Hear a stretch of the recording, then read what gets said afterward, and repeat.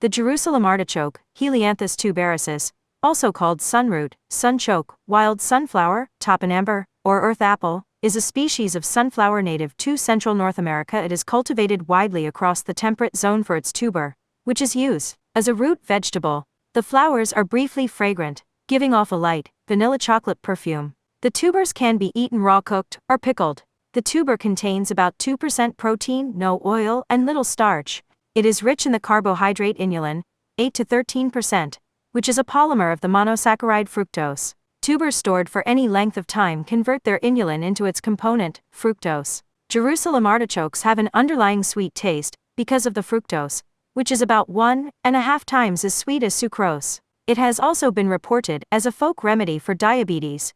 Since inulin is not assimilated in the intestine, it doesn't cause a glycemic spike as potatoes would. Temperature variances have been shown to affect the amount of inulin the Jerusalem artichoke can produce. It makes less inulin in a colder region than when it is in a warmer region.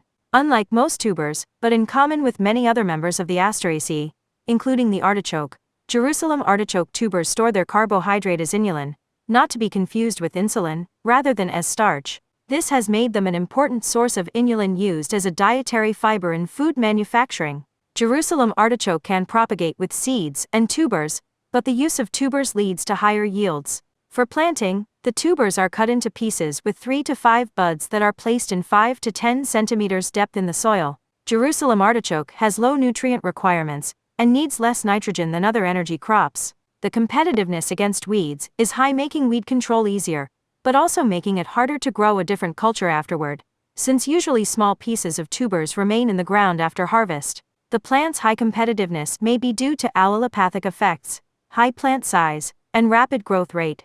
Crop yields are high, typically 16 to 20 tons per hectare, 7 to 9 short ton acre for tubers, and 18 to 28 tons per hectare, 8 to 12 short ton acre, green weight for foliage. Tubers remaining in the ground lie dormant over winter, and can handle temperatures as low as -30 degrees Celsius, -22 degrees Fahrenheit. Jerusalem artichoke also has potential for production of ethanol fuel, using inulin-adapted strains of yeast for fermentation. The tubers are used for cooking and baking in the same ways as potatoes, but unlike the potato, they can also be eaten raw. They have a similar consistency, and in their raw form, have a similar texture but a sweeter, nuttier flavor.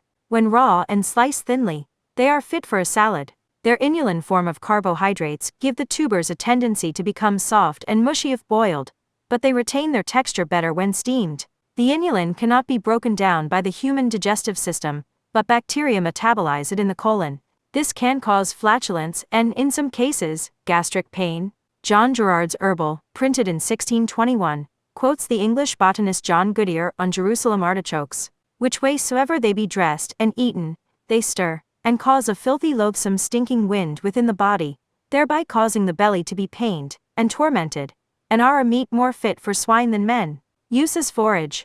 In former times, Jerusalem artichoke was used as forage for domesticated cattle, horses, and pigs. The plant has valuable nutrient contents and various bioactive compounds, and so is used today as an animal feed source, or for the health of several animal species. Pigs, for example, can eat the tuber either dried or directly from the ground, or the green plant biomass, stalks, and leaves from the pasture. Washed Jerusalem artichoke tubers can be fed to many animals, and silage produced from the harvested stalks and leaves. The silage has high nutrient values and satisfactory digestion performance for ruminants. Its high inulin content beneficially affects the rumen metabolism and microflora.